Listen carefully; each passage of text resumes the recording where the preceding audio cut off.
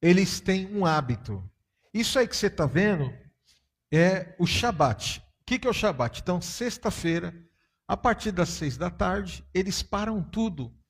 E eles dançam, eles festejam, eles glorificam, eles fazem festa. Esses judeus que você está vendo aí, todos de preto, são os nazireus.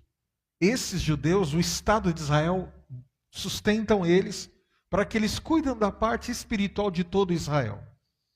E no centro você vai ver aí a inteligência artificial reproduzir essa imagem, o fogo com essa pomba. Mas esqueça a pomba. Esse fogo no meio aí, onde eles estão, e esses pães, é uma prática que eles exercem, que tudo que há fermento, eles queimam. Então eles não se alimentam de nada que é fermentado, sem fermentação. Amém? Até aí. Vamos orar? Feche seus olhos. Pai, em nome de Jesus, nós glorificamos a Ti, Senhor, por nós estarmos vivos na Tua presença. Não somente vivos, mas vivos na Tua presença. Obrigado, Senhor, que independente dos momentos, nós estamos para Te agradecer que o Senhor é bom e a Sua misericórdia dura para sempre. Hoje, exatamente hoje, muitos não acordaram. Muitos dormiram e não acordaram. Muitos estão de luto nesse momento. Mas aprove a Ti, Senhor, permitir nós acordarmos e glorificar a Ti e Te agradecer pela vida, pelo ar, e se estamos vivos porque há propósito Teu para nós.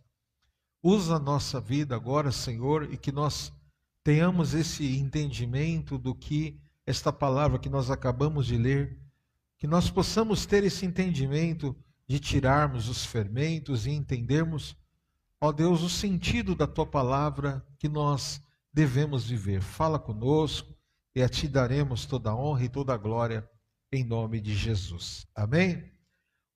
Volta para mim o versículo 7. Isso. O texto que nós acabamos de ler, de 1 Coríntios 5, o primeiro versículo diz assim: lançai fora o velho fermento para que sejais nova massa. Aqui é uma simbologia daquilo que na realidade existe dentro de nós. O que ele quer dizer que nós devemos lançar o velho fermento para que sejamos nova massa? E ele conclui dizendo: como sois de fato sem fermento.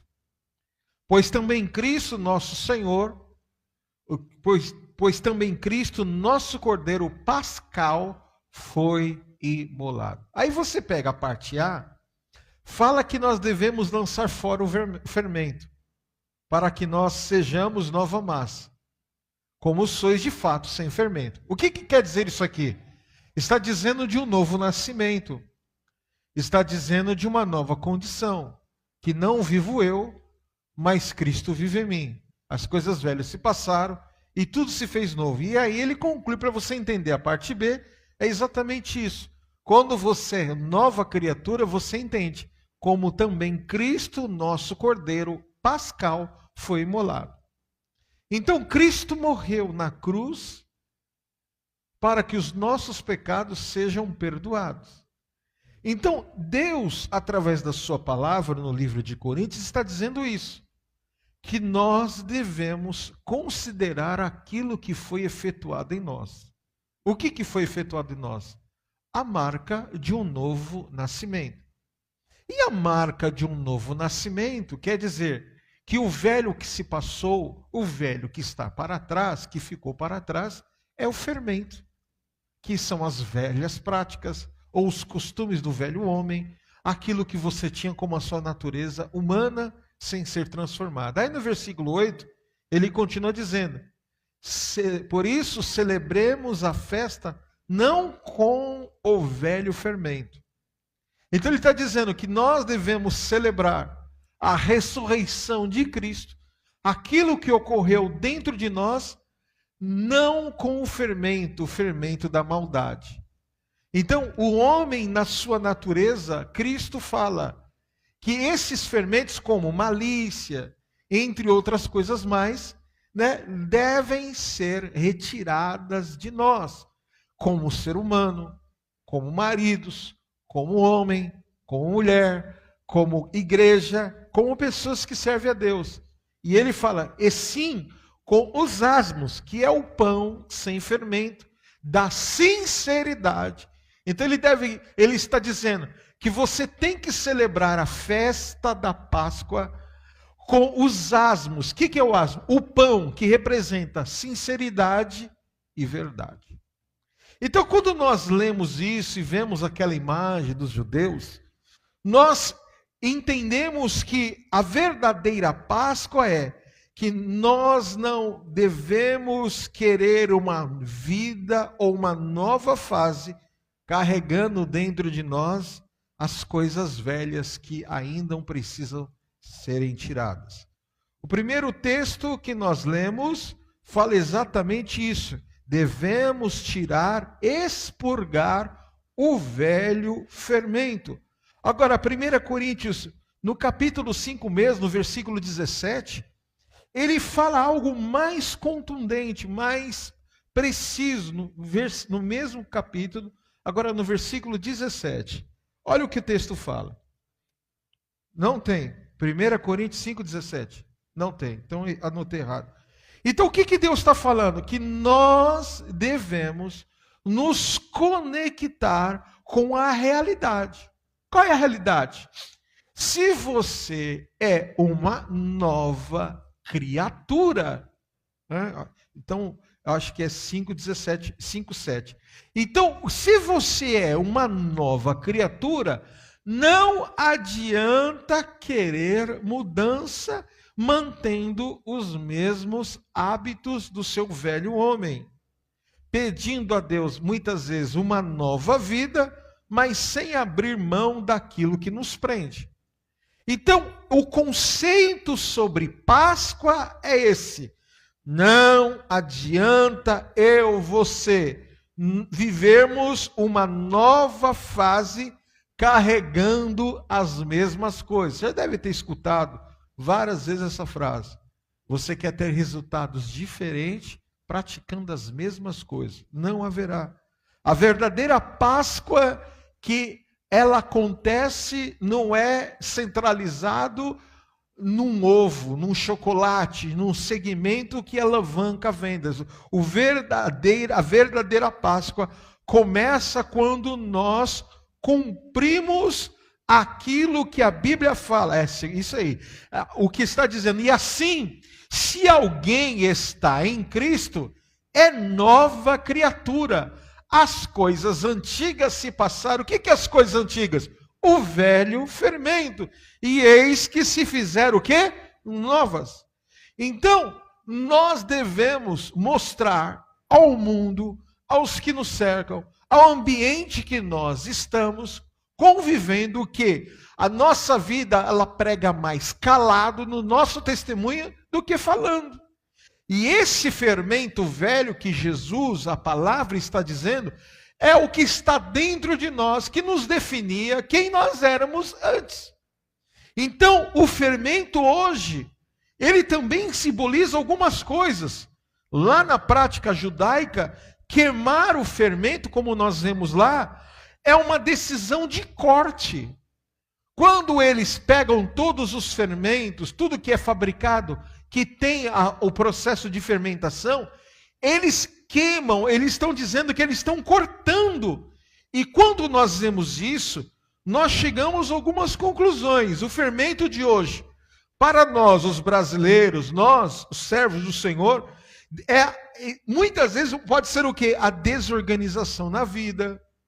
Né? Toda pessoa desorganizada, ela é roubada. Né? Você quer ver uma coisa? Quem que já mudou de casa aqui? Você reparou que você vai tirando, vai saindo coisa que você nem lembrava?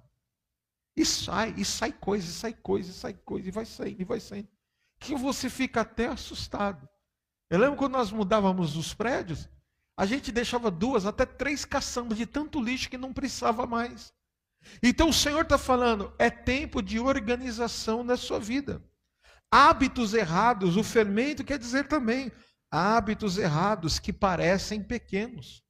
Mentiras, desculpas, procrastinação, uma vida espiritual de aparência. Esse é o fermento que também precisa ser queimado.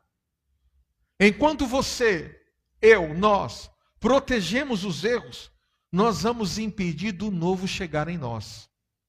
Lá em Provérbios capítulo 16, versículo 9, e 19, versículo 21, olha o que diz. O coração do homem traça o seu caminho, mas o Senhor lhe dirige os passos. Agora, 19 e 21. Muitos propósitos há no coração do homem, mas o desígnio do Senhor permanecerá. Então, por que existem decisões que nós tomamos e nós temos que recuar? Porque foi algo, uma decisão que foi tomada sem estar debaixo de oração. Por quê? Porque um fermento estava em nós. Uma desorganização, uma vida espiritual sem uma verdadeira realidade, só de uma aparência. E isso vai nos dando álibis, vai dando margem para nós errarmos mais e mais. Então, a frase do primeiro tópico de hoje é: quando você queima o fermento, você entende que quanto mais você protege o erro, mais você será impedido de viver o novo. A segunda coisa que o texto que fala sobre o fermento é que nós precisamos viver uma vida simples e verdadeira. Essa conotação simples e verdadeiro quer dizer o mitzvah, que é uma prática que eles comem, que é o pão sem fermento, simples e direto. O que é isso? É vivermos dentro de uma realidade, é alinhar a nossa vida com a verdade, é entender, preciso mais de Deus, preciso santificar mais de Deus. Como é isso? Viver uma vida de renúncia progressiva. Se você falar, não, a partir de amanhã eu vou deixar de fazer isso, você não vai conseguir. Como um corpo que quer chegar à perfeição de um atleta, ele vai treinando pouco ao pouco. Tem aquele cara lá na internet, o tal do Bitelo, né? Que ele não sabia a força que ele tinha, até alguém descobrir e prepará-lo para ele ser mais do que ele é agora. E é considerado um dos homens mais fortes do mundo, se não for o mais. Então o que é isso? Deus vê em você um grande potencial. Mas não adianta você entender que você tem um potencial e não deixar aquele que te criou treinar você. Se você não deixar ser treinado pelo Senhor através da sua palavra, do jejum, da oração, da prática, das renúncias, você tem que entender uma seguinte frase. Qual? Deus jamais abençoará arranjos. Nosso Deus não é um Deus de arranjos. Deus é um Deus que abençoa a nossa vida alinhada. Por isso que nós precisamos, põe Salmo 37:5. Por isso que nós precisamos entender, viver uma vida de realidade, alinhar a nossa vida com a verdade. Como é isso? Entender cada dia mais quem eu sou, quem você é, quem nós somos, sabermos das nossas limitações e entendermos que sem Deus a gente não consegue chegar a lugar algum. Entrega o teu caminho ao Senhor, confia nele e o mais o quê? Ele fará. Então, quando nós entendemos que precisamos posicionamento, a Páscoa, ela deixa de ser uma data. A Páscoa em nós, ela deixa de ser somente em março, abril. A Páscoa, ela é um posicionamento. Qual? A verdadeira Páscoa é: eu não estou preso a ressentimentos. Eu não estou preso a sentimentos como escravo. Eu não estou preso a hábitos que me definem ainda como um velho homem. Eu não estou preso a pensamentos negativos. Nós precisamos entender, Páscoa não é data. Páscoa é posicionamento diário. Não é sobre aquilo que eu e você, o que nós fizemos aqui celebrando. É sobre vida que nós decidimos viver. Eu decidi viver uma vida. Sabe o que é engraçado? O cara é satanista, todo mundo respeita. E até uns correm. O cara resolve servir a entidade, todo mundo respeita. O cara resolve... Mas você se posicionar. Irmãos, quando eu me posicionei, a primeira coisa que Deus tirou da minha vida foram pessoas mal posicionadas. Porque aquilo que começou a ser gerado dentro de mim começou a incomodar quem estava do meu lado. E acabaram automaticamente, sem eu precisar pedir para... Olha, daqui para frente a gente não anda mais junto. Agora, você está lá, e sempre você está sendo cercado no seu dia a dia, no trabalho, no comércio, na vida, e não sei o quê, alguma coisa está errado em você. Porque luz, quando ela chega, ela espanta as trevas. Não é, eu vou repetir, põe Efésios 5, 15 e 16. Não é sobre o dia, vou repetir. Não é sobre o dia que nós celebramos, mas é sobre a vida que nós decidimos viver na palavra. Portanto, vede, prudentemente como andais, não como nécios, e sim como sábios. Irmãos, você vai viver o resultado das suas escolhas. Tudo que está na sua vida é resultado de uma escolha. E ele termina dizendo, remindo o tempo, porque os dias são maus. Então não é o que é uma data, é o que eu escolhi viver. A quarta coisa que nós vemos nessa palavra é que o Egito, esse espírito mundano, precisa sair de dentro de nós. Como? Conectando-se com a profundidade do propósito de Deus. Medo constante, mentalidade de escassez, sensação de que nunca vai dar certo. Isso é sintoma de Egito na tua vida. Se a Bíblia fala, não vivo eu, mas Cristo vive em mim, as coisas velhas se passaram, tudo se fez novo, acabou, irmão. A Bíblia é a verdade, é a palavra absoluta. Pô, se a Bíblia fala que deixando as coisas para trás, olhando para frente, prosseguindo para o alvo da minha vocação soberana, acabou. É uma decisão que Deus me deu para uma vida vitoriosa. Agora, eu não consigo viver uma vida vitoriosa tendo as práticas de um Egito na minha vida. Por exemplo, eu falei que medo constante, mentalidade de escassez, sensação de que nunca vai dar certo, palavrão. Tem gente que fala palavrão. Isso é uma prática do Egito. Tem gente que tem hábitos de jogatina. É prática do Egito. Você precisa entender. Não vivo eu, mas Cristo vive em você.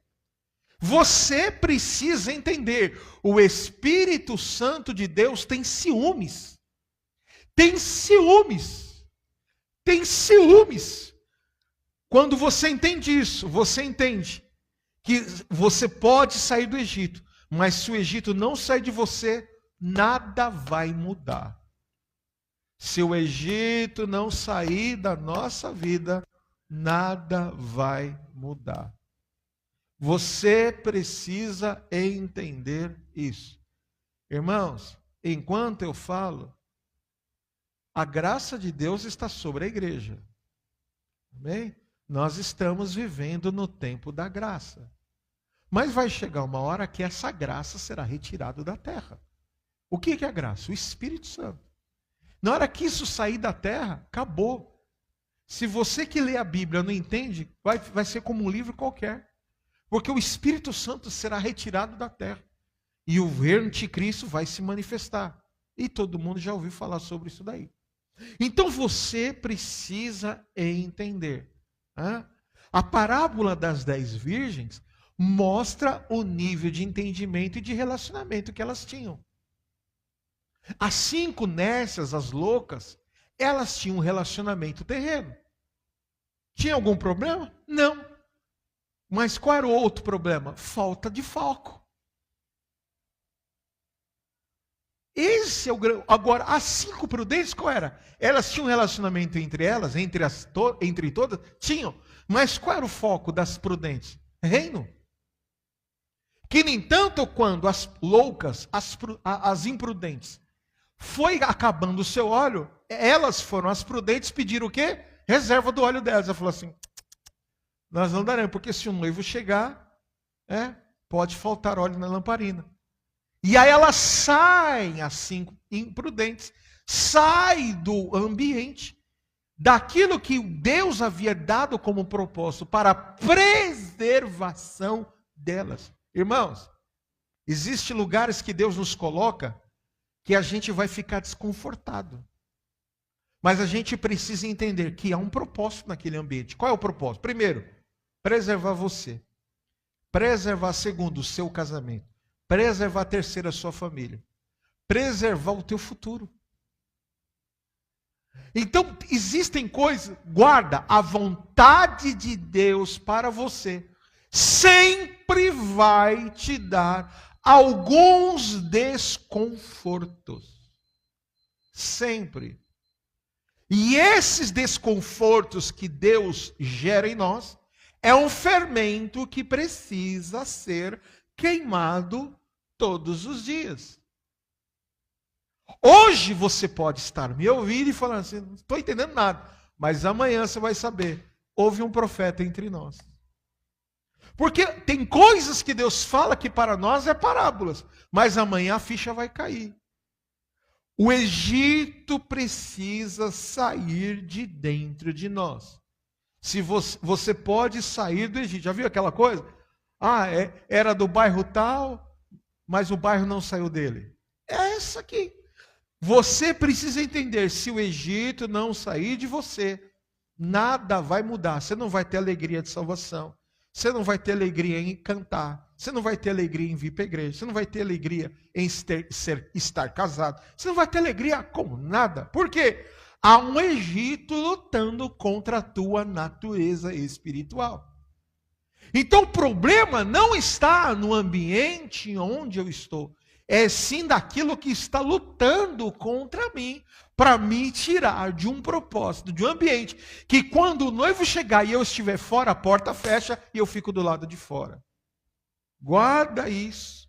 Amanhã você vai entender o que Deus está falando. A quinta coisa que nós enxergamos, já estou encerrando, é a libertação. Ela sempre, para vivermos uma libertação e termos uma natureza transformada sem fermento, ela começa com decisões simples. Como? Você precisa trazer para o prático. O quê? Você levantar de manhã, primeira coisa, o que você faz? Você abre o olho, claro. Vai ao banheiro, faz xixi, necessidade fisiológica, olha no espelho, fala, nossa, minha cara está ruim, ou a cara está boa. Você chega com se dormiu bem, se dormiu mal. Né? Primeira coisa, fez isso.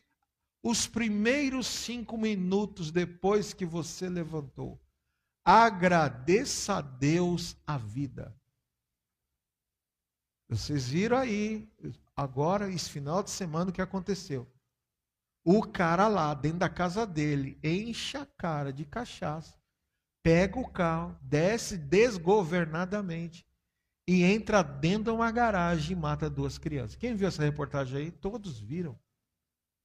É perto de onde eu moro. E elas estavam dentro da garagem. O carro matou dentro da garagem. Quantas, você está vendo aí, na zona sul de São Paulo, estão assaltando mulheres à torta e direita, dentro de supermercados, no estacionamento, aonde for. E recebi vídeo de motoristas parceiros. coisas absurdas, assim, mulheres, motoristas sendo agredidas, simplesmente porque querem agredir. Agora, quando você não tem a prática do velho fermento, o sangue de Jesus te cobre e você não é atingido. Seu filho está aqui, ó, possivelmente, você vai, tem que ir lá receber.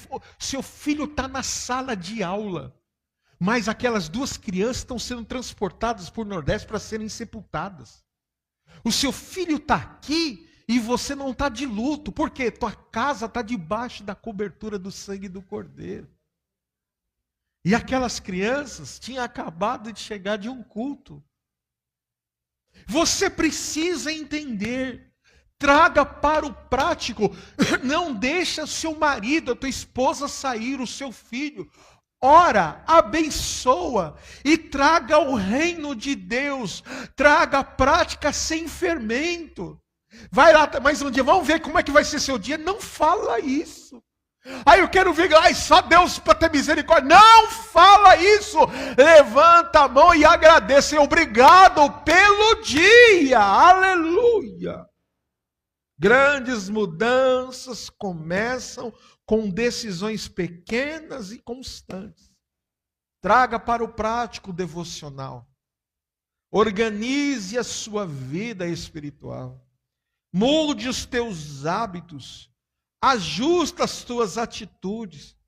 Se posicione espiritualmente quanto àquilo que Deus já falou para cada um de nós nos posicionarmos. Salmo 34, versículo 4.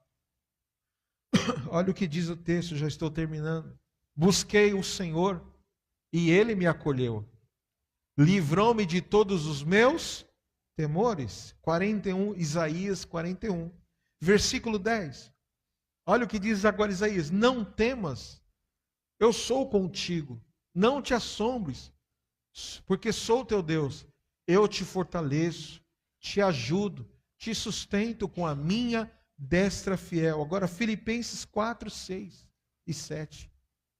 Olha os textos que Deus está falando conosco. Não andeis ansiosos de coisa alguma. Em tudo, porém, o quê? Sejam conhecidas diante de Deus as vossas petições pela o quê? Oração, súplica e com ações de graça. A paz de Deus, que excede todo entendimento, guardará o vosso coração e a vossa mente em Cristo Jesus. Então você está vendo por que nós estamos vivendo numa geração que aonde mais tem existido crise de ansiedade e depressão. Por quê? Porque não aprenderam a ansiedade, não aprenderam aquilo que a Bíblia fala. A Bíblia ultimamente tem sido desvalorizada. O que a Bíblia fala? Lançai sobre ele toda a vossa, o quê? Ansiedade, porque ele tem o quê? Cuidado de vós. Hoje não é só essa mensagem, irmãos. É um chamado e você precisa decidir.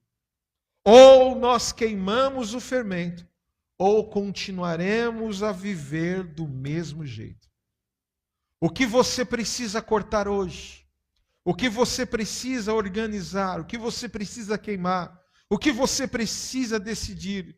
Hoje é dia de nós queimarmos o fermento e começar a viver uma nova história. A verdadeira Páscoa, queridos, não acontece na mesa, numa sexta-feira santa, no bacalhau, no peixe. Ela começa dentro de nós. A verdadeira Páscoa, ela dá sentido ao externo do que acontece internamente em nós. Quando você entende isso, você começa a entender. Quando você compreende isso, você começa a entender aquilo que o texto base que nós lemos hoje.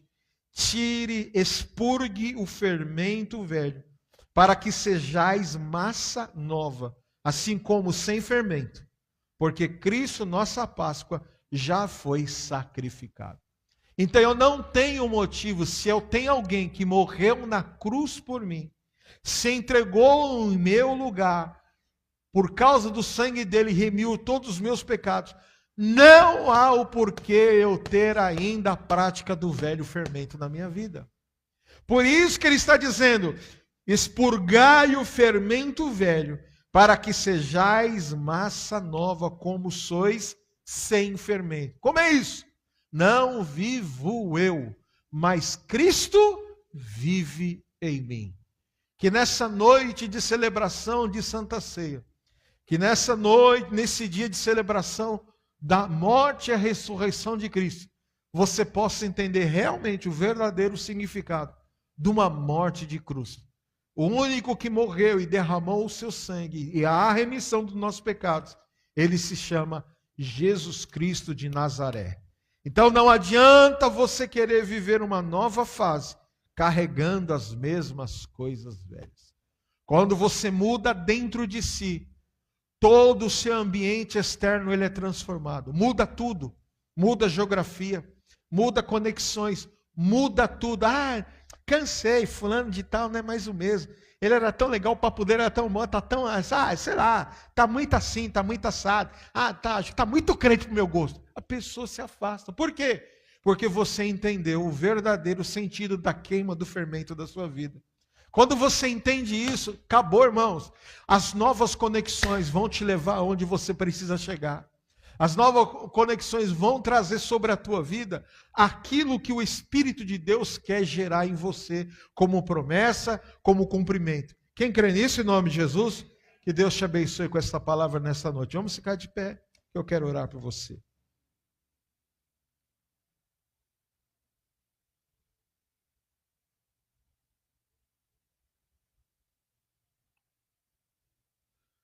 Quinta-feira passada, agora, eu falei sobre quando Josué ele deu as tribos, deu a distribuição, consolidou o que Moisés já havia dito.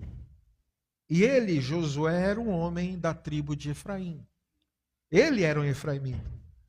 E ele deu uma porção muito especial para a vida daquelas pessoas. E a gente entende que o ano de Josué para nós é o ano onde Deus quer consolidar a identidade dele em cada um de nós. É um ano onde ou nós nos estabelecemos na palavra, ou nós vamos continuar correndo.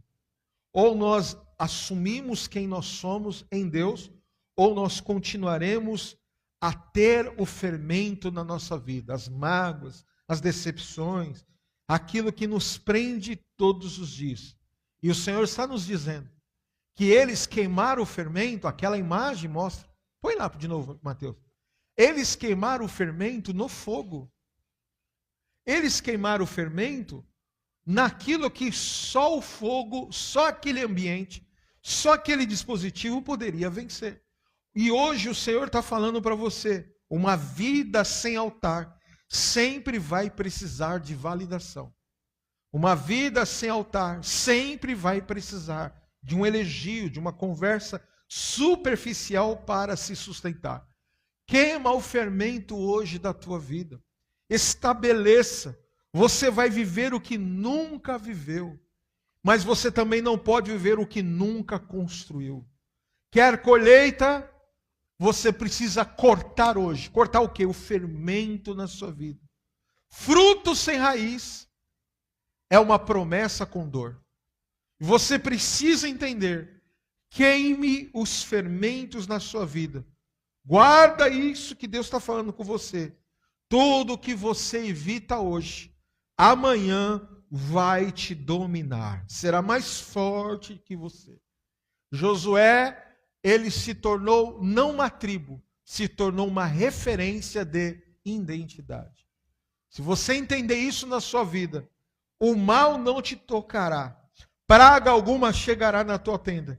Porque Deus, Ele não somente te abençoará, Ele vai te definir, sem o fermento, quem você realmente será. Então aprenda isso. Aprenda. A ausência de fermento é identidade. A ausência de fermento não é um comportamento adaptável. É identidade. É entendimento. É entender que você foi chamado para cumprir um propósito. Doa a quem doer. Aceite quem quiser não aceitar. Vai cumprir na sua vida em nome de Jesus. Amém? Guarda isso. Se você não sabe quem você é, você sempre vai aceitar ouvir aquilo que as pessoas dizem a seu respeito.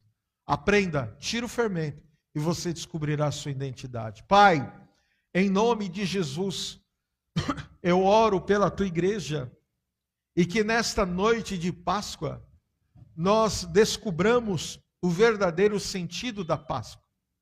Uma vida sem fermentos, uma vida sem sentimentos, ressentimentos, mágoas, uma vida sem pecados, pecados que, ó Deus, agridem, quebram princípios e comprometem os futuros. Pai, que nesta noite, ao sentarmos na mesa, nós sejamos edificados e que uma chave possa virar no coração e na mente dos teus filhos. Se nós esperarmos o ambiente ou os ambientes serem favoráveis a nós, nós nunca chegaremos ao propósito a ser cumprido. Mas nos ensina a vivermos dia após dia, prosseguindo para o alvo da nossa soberana vocação. Eu oro pela tua igreja, eu oro pelos casais, eu oro pelos jovens, os solteiros, eu oro pelos idosos, eu oro por todos. Que a tua presença, Senhor, manifeste na vida deles e que eles, ó Deus, retirem os fermentos que estão comprometendo, que estão trazendo danos a médio e longo prazo. Que nós sejamos como as virgens, que não esvaziemos as nossas lamparinas, que não possamos dar os olhos, repartir, ó Deus, com aquilo que é o conceito de imprudência, mas que nós sejamos prudentes, para nós não sairmos do ambiente para quando o noivo chegar, nós possamos ceiar e celebrar, ó Deus, aleluia, a aliança, como o Senhor tem nos prometido. Pai, guarda a nossa casa, guarda as nossas mentes, guarda os nossos ambientes e que o teu nome seja glorificado. Que em cada casa, cada família, a tua presença esteja lá e trazendo limpeza daquilo que são os fermentos, trazendo limpeza daquilo que contamina o coração, a mente e os sentimentos. Pai, em nome de Jesus eu oro, eu abençoo, eu declaro a tua bênção em nome do Senhor Jesus. Quem crê, diga amém. Aplauda ao Senhor. Vamos participar da mesa do Senhor. Amém? Glorificado seja o nome do Senhor.